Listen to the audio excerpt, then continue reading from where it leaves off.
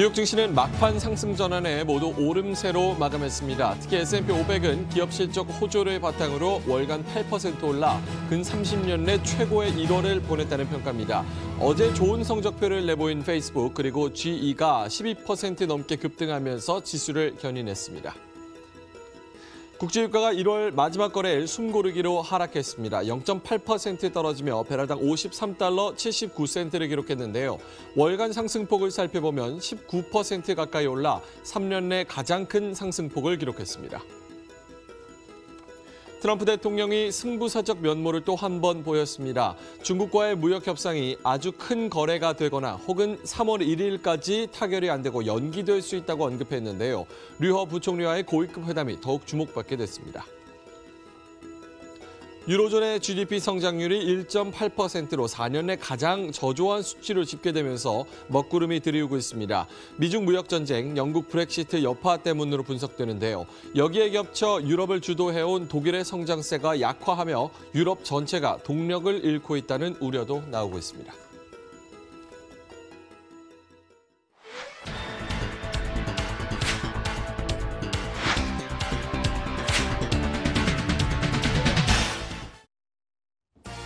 네, 시청자 여러분 안녕하십니까. 2019년 2월의 첫 거래일 글로벌 시황의 원조 머니투데이 글로벌랩 생방송으로 시청하고 계십니다.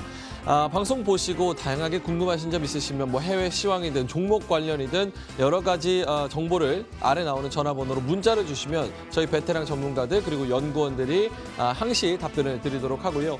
또 인터넷으로 머니투데이 글로벌랩을 검색하셔도 다양한 컨텐츠를 만나보실 수 있고 초록창에 MTN 글로벌랩 검색하셔도 저희 홈페이지가 개설이 됐으니까요. 홈페이지에도 많은 접속을 하셔서 Q&A 섹션에도 많은 질문을 남겨주셔도 답변을 많이 들으실 수 있을 것 같습니다. 자, 뉴욕 증시 1월의 마지막 거래를 좀 보내고 거래를 마쳤습니다. 이 뉴욕 증시가 막판 상승 전환하면서 전체적인 다 오름세로 전환을 하면서 마감을 하는 모습, S&P 500, 다우는 다시 하락세로 전환을 하는 그런 모습이었는데요. S&P 500 같은 경우는 월간 상승률이 좋았습니다. 월간으로 무려 8% 상승을 하면서 근 30년 내 최고의 1월을 보냈다라는 평가가 나오고 있고요. 월간 상승률로 봤을 때 2015년 10월 이후에 최고의 월간 상승률을 보였다 이런 평가가 나오고 있습니다. 이런 전체적인 흐름, 뒤늦은 산타 랠리 그리고 기업 실적 호조 때문이다라고 판명을 하고 있고요. 특히나 뭐 어제 좋은 성적표를 내보인 페이스북 같은 경우 그리고 제너럴 일렉트릭 같은 경우 오늘 12%가량 급등하면서 지수를 전체적으로 견인하는 그런 모습이었습니다. 다우는 약세였지만 S&P 500은 0.8% 그리고 나스닥 지수 같은 경우는 1.3% 아주 큰 폭으로 뛰었다는 점 참고를 해보시면 좋을 것 같습니다. 자, 오늘 이렇게 혼조세가 있었지만 급등한 종목들은 역시나 있었습니다. 첫 번째로는 TMSR 홀딩스인데요. 100% 가까이 급등하면서 2달러 48센트의 거래를 마쳤습니다.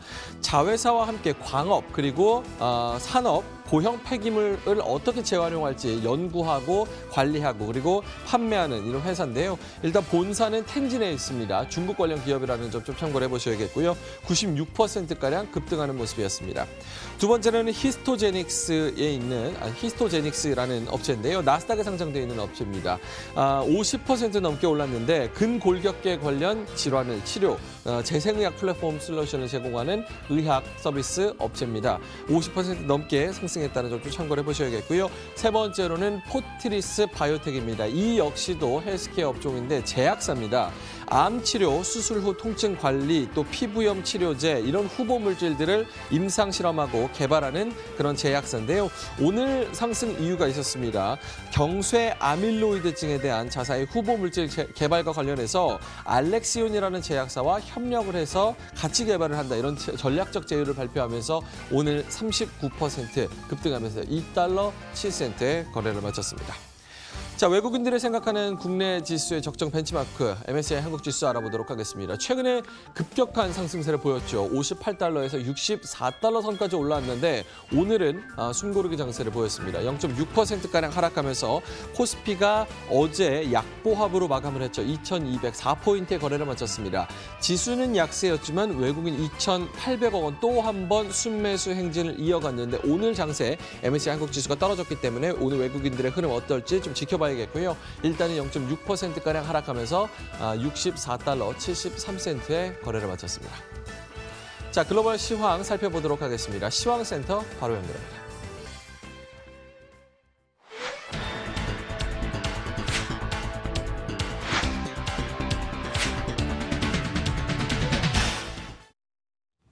네, 조금 전 마감한 미국 주식시장은 혼조세로 거래를 마감 지었습니다. 그러나 1987년 이후에 최고의 한 달, 최고의 1월을 보냈는데요. 자, 정규장에서 어떠한 이야기가 나왔는지 살펴보기 전에 어닝 시즌인 만큼 현재도 시간의 거래 상황 상당히 분주합니다. 아마존에 대한 이야기부터 짚고 넘어가도록 하죠.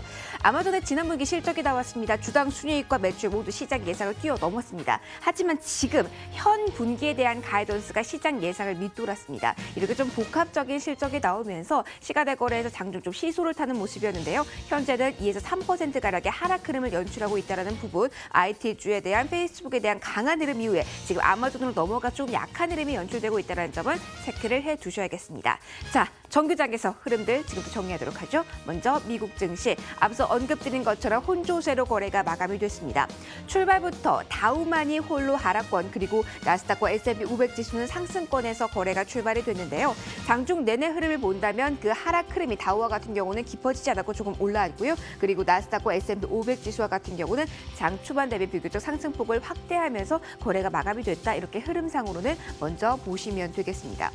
일단 4분기 실적에 대해서 우려가 컸는데 예상보다 괜찮다, 이 안도감이 전반적으로 큽니다. 특히 페이스북과 같은 경우는 두 자릿대 오름폭을 기록하면서 나스닥 지수 전반에 힘을 가하기도 했다는 점 보셔야겠고요. 그러나 다우와 같은 경우는 실적에 좀 울었습니다. 일단은 애플과 같은 경우에는 양호했다. 그래서 IT주에도 전반적인 흐름이 양호했지만 이제 인텔과 함께 마이크로소프트 전반적으로 흐름이 약했고요. 특히 듀폰과 같은 경우 9% 넘게 하락했다는 부분이 전체 지수를 쭉 눌러내렸습니다. 보시는 것처럼 0.06% 하락이었고요.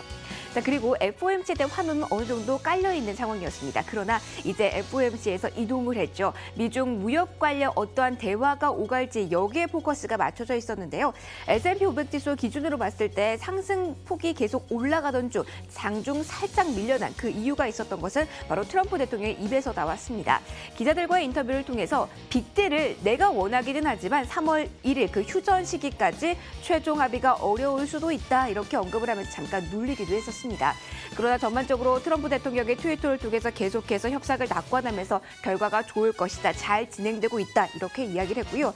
CNBC 등 여러 외신들을 통해서 2월 말, 그러니까 이번 달 말이죠. 시 주석과 트럼프 대통령이 회동을 할 것이다, 여러 가지 이렇게 복합적인 뉴스가 나오면서 낙관론 쪽에 힘이 실어지는 모습이었습니다. 분위기 전반적으로 양호했고요. S&P 500 지수 월간 기준으로 했을 때 8%나 뛰는 기분 좋은 한 달을 보냈습니다. 자, 미국 증시 흐름은 여기까지 보도록 하죠. 자, 유럽으로 가겠습니다. FOMC 그 전에 어제장 마감이 됐고요. 오늘장 일단 출발이 FOMC 효과에 강하게 출발이 됐습니다. 그러나 그 효과는 그대로 누리지 못하고 대부분 상승폭을 반납하면서 거래가 마감이 됐는데요. 범유럽 지수 먼저 보셔도 0.07% 하락, 위쪽으로 밀려났고 독일 증시 역시 마이너스권이었습니다. 그나마 프랑스와 영국 증시와 같은 경우는 0.36에서 0.39, 비교적 낮지만 그래도 플러스권에서 거래가 마감이 됐습니다. 자, 상승폭을 줄이기 위한 가장 큰 이유는 유로존의 경기 둔화에 대한 우려, 이렇게 정리할 수가 있겠는데요. 유로존의 지난해 경제 성장률이 1.8%로 나왔습니다. 직전 연도 대비로 했을 때 0.6%포인트 정도 하락한, 계속해서 내리막길을 걷고 있다, 이 우려가 있었고요. 특히 이탈리아 같은 경우는 지난 3분기에 0.1% 그리고 또 4분기에 0.2% 또 감소한 것으로 나타나면서 기술적으로 봤을 때 침체 국면에 진입했다, 이 우려가 있었습니다. 이 소식에 직격탄을 맞은 이탈리아 주식시장 역시 하락으로 거래를 마감했고요. 악재에 조금 더 민감하게 반응한 유럽 주식시장이었습니다. 아시아로 가보시죠. 자, 아시아 주식시장은 일본 일단 상승으로 거래가 마감이 됐습니다. 엔고에 대한 우려가 좀 있긴 했지만 전반적으로 강한 흐름이 연출되면서 2만선 계속해서 지켜되는 모습이 일본 주식시장에서 펼쳐지고 있고요. 중국 상하이 종합지수 0.35% 정도 오르면서 거래 마감이 됐습니다. 커창판, 그러니까 중국판 나스닥의 설립 계획이 공개가 되면서 여기에 대해서 안도감 그리고 기대감이 나타나는 모습이었는데요. 그러나 똑같은 뉴스의 선전증시와 같은 경우는 자금 유출에 대한 우려 속에 오늘 하락했다는 부분, 좀 엇갈린 흐름은 좀 체크를 해보시죠. 보셔야겠습니다. 대만 증시는 휴장을 했고요. 홍콩의 항생지수와 같은 경우 중화권 증시 가운데 가장 기분이 좋게 올랐습니다. 1% 올랐습니다. 중화권 증시 보시는 것처럼 대부분 상승이었습니다. PMI 지수가 49.5로 예상을 상회하긴 했지만 계속해서 수축 국면에 머물러 있습니다. 계속해서 경기 둔화에 대한 우려 자체는 남아있는 상황이라는 점을 계속 체크를 해두셔야겠네요. 신흥국 시장으로 가보도록 하겠습니다. 자, 일단 FOMC 그 효과를 가장 크게 받은 곳은 인도 주식시장이었습니다. 말레이시아, 베트남 증시는 마이너스권에서 거래 마감이 됐지만 인도 증시는 1.87%나 뛰면서 거래 마감이 됐습니다. 600포인트나 넘게 올랐네요. 자, 그리고 남미로 가보면은요, 브라질 증시가 상승, 아르헨티나도 상승이었고요. 멕시코 증시 역시 0.8% 오르면서 아주 큰 폭은 아니지만 전반적으로 플러스 행진이 이어졌다. 이 부분을 보실 수가 있겠습니다. 외환 시장으로 넘어가서 추이 확인해 보시도록 하시죠. 주 여시개국 통화 대비 달러 가치를 나타내는 달러 인덱스 오늘 새벽에 어떤 등락 흐름 보였을까요? 0.18% 소폭의 강세 보이면서 95달러 선에 거래 마감 지었습니다. 유가 보도록 하죠. 유가 이번 달에만 18% 올랐습니다. 상당히 월간 기준으로 봤을 땐 역대급 상승분이라고 볼 수 있는데요. 하지만 마지막 거래일은 다소 조정을 받으면서 0.8% 밀려나갔습니다. 금 마지막으로 보시죠. 자, 비철금속 시대 가운데 가장 아마 최근에 눈길이 가시는 부분은 금일 겁니다. 0.7% 1월 마지막 거래에 올랐고요. 1월 전체로 봤을 때도 3% 넘게 정확히는 3.3%의 월간 기준 상승률을 기록했습니다. 마지막 거래일 은까지 동반 오름세를 기록했네요. 시장 전반의 움직임 저와 함께 지금까지 살펴보셨습니다. 이제 월가 애널리스트들은 어떠한 종목들을 눈여겨봤을지 눈길을 줬을지 궁금하시죠? 이 부분 이어서 김희욱 소장과 함께 하시죠.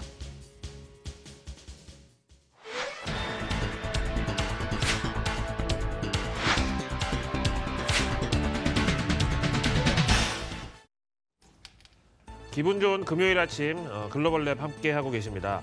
이제 우리는 설 연휴 2부 날 오늘 맞이하게 됐는데요. 원래 이제 뭐 추석이나 설 명절 앞두고는 이제 그 주간 증시는 다소 좀 숨고르기의 양상 그리고 현금을 확보하려는 그런 분위기가 강했었으니까 이거를 감안하시면 되겠는데요. 그럼에도 불구하고 뭐 양력설 1월 1일에 비해서 지금 시장 분위기는 상당히 많이 좋아졌다고 봐야 되겠죠. 자, 오늘 월가 애널리스트들이 주목했던 관심 종목들 함께 살펴보시죠. 여기 오늘 월가 현지 미국 종목 3개에다가 한국 종목 하나가 또 들어있으니까 한번 같이 살펴볼까요? 먼저 페이스북입니다. 어제 미국 증시 마감 이후에 실적 발표했는데 실적이 눈높이가 낮아진 탓에 호조라는 이제 상대 평가를 받았습니다. 오늘 장중 한때 15%까지 급등하기로 했었는데 미주호증권에서는 페이스북에 대한 투자 의견을 매수로 유지하고 목표 주가는 200달러에서 210달러로 올려잡았습니다. 미주호 애널리스트 제임스 리는 페이스북의 전분기 대비 광고 매출 성장률이 23%였다. 그래서 컨센서스였던 20%를 넘었다는 점에서 좋았다. 그리고 이제 앞으로 인스타그램하고 연동해서 더 많은 광고 매출 기대가 커지고 있다. 사실 인스타그램이 대단합니다. 인플루언서 마케팅이라는 어떤 신분야를 개척한 그 주인공이기도 하고 2012년도에 페이스북이 이 인스타그램을 10억 달러, 우리 돈으로 1조 1천억 원 정도 당시 금액으로 인수했는데 뭐 지금 벌써 이미 뭐 뽑고도 남았다고 봐야 되겠죠. 상당히 부러운 M&A 건수로 월가에서도 두고두고 회자되고 있는데요. 어쨌든 페이스북의 광고 매출은 2019년 하반기에는 인스타그램과의 어떤 협업을 통해서 더욱 좋아질 것이라고 전망했습니다. 오늘 페이스북 실적 호조 여기다가 이제 이 소식에 따라서 10.8% 상승한 166달러 66센트에 거래 마치면서 목표 주가 210달러하고는 상당히 여유 있는 마감 종가를 나타냈습니다. 다음 파이자. 비아그라로 유명한 제약사입니다. 이 비아그라가 하도 히트를 치다 보니까 하늘색 파이저 마크만 봐도 막 힘이 솟는다는 장년층 분들도 계시는데 오늘 아거스 증권에서는 투자 의견을 보유해서 매수로 올려 잡았습니다.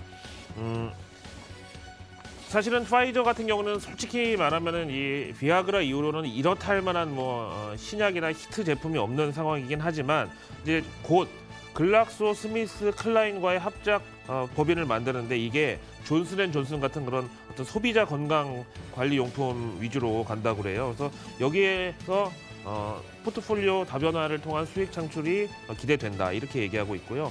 그 다음에 이제 경영진의 자사주 매입이라든가 아니면 장기적으로 수익성 개선을 위한 스핀오프, 그 기업 분할 같은 거에 대해서는 역시 또 기대감으로 볼 수 있다고 얘기했네요. 파이자의 목표 주가는 55달러로 제시했고 우리나라 대표 제약사 유한양행과 녹십자가 여기 해당됩니다. 오늘 파이자 3% 오르면서 42달러에 거래 마쳤습니다. 세 번째 종목은 퀄컴입니다. 어떤 휴대폰 브랜드 간에 다 이 퀄컴 부품 무조건 들어갑니다. 이 퀄컴은요, 애플, 삼성전자, 샤오미 같은 그 휴대폰 제조사랑 특허권 소송이 거의 일상일 정도로 그만큼 이 전파 수신 장치에 있어서 독보적인 기술을 보유하고 있는 회사인데요. 오늘 미주호증권은 목표 주가를 66달러에서 62달러로 깎았습니다. 그 이유는 지난 분기 실적이 컨센서스에 살짝 못 미쳤던 거 더하기 최근에 이제 애플에 대한 어떤 특허 침해 소송을 이제 진행 중인데 여기에 대해서는 아직까지 뚜렷한 결과가 나오지 않고 있고 그다음에 여기서 만약에 퀄컴이 승리를 한다고 해도 실적에 그렇게 현저한 영향을 미칠 그런 요소는 아니다라고 봤고요. 그다음에 이제 여기도 이제 5G에 대한 기대감이 이제 일부 있기는 하기 때문에 매수 의견을 유지해 준다. 하지만 목표 주가는 조금 내려서 짧게 잡는 게 좋겠다라는 의견을 제시했습니다. 다음 우리나라 대표 철강 기업 포스코입니다. 뱅크 오브 아메리카 메릴린치에서는 포스코에 대한 투자 의견을 매수해서 중립으로 한 단계 하향했습니다.